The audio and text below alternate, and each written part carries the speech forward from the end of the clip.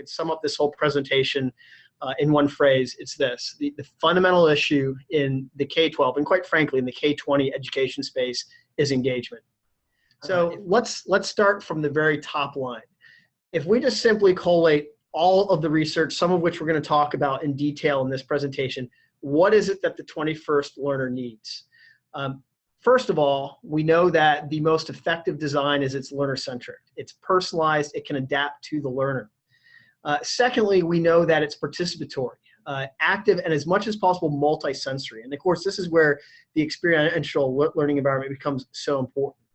Thirdly, social. There's a ton of research now that shows that college and career success, learning in the K-12 classroom, is intimately tied into human involvement. Fourthly, there's a lot of debate, a lot of going on in the neuroscience space right now. I'm not someone who has completely hopped onto the neuroscience agenda, but there is really some interesting research that's coming out on the neuroscience space that dovetails in very well with what we know from some of the more traditional research. So don't be swayed by some leading thinkers like Diane Ravitch, for example, who largely poo-poos what neuroscience can tell us, because there really is some interesting things coming from the neuroscience space.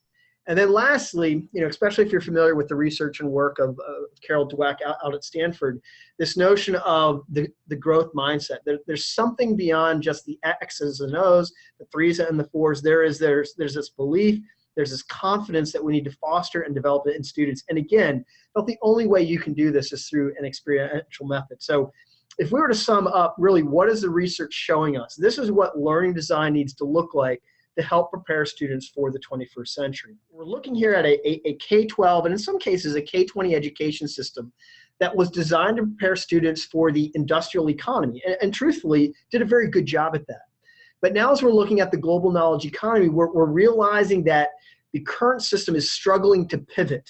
I think teachers are doing a lot of great work. I think administration is doing a lot of great work, but the system as a whole is struggling to pivot. And so as we think about, well, what needs to happen? What are things that we need to be focusing on? This is kind of what we really want to spend some time talking about. So there are not just student interests here, but there are national interests, there are state interests, there are global economy interests as we think about the work that needs to take place. So there have been two recent landmark studies. I've actually included these studies in the documents that you received. One is the high school survey of student engagement. This has been going on for several years at Indiana University in Bloomington. They're the ones who maintain the data here. And then secondly, this was a major project that was done, I think, roughly about 5 or 6 years ago by the Canadian Education Association, which looked at how student engagement was going in Canada.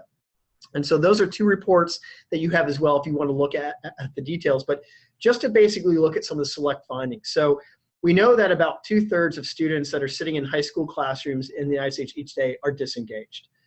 There is no learning that can potentially take place.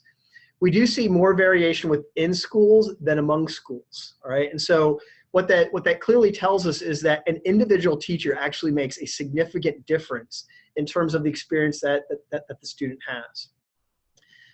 Thirdly, adaptive teaching, so aligning instructional methodology to individual students is extremely important in driving engagement.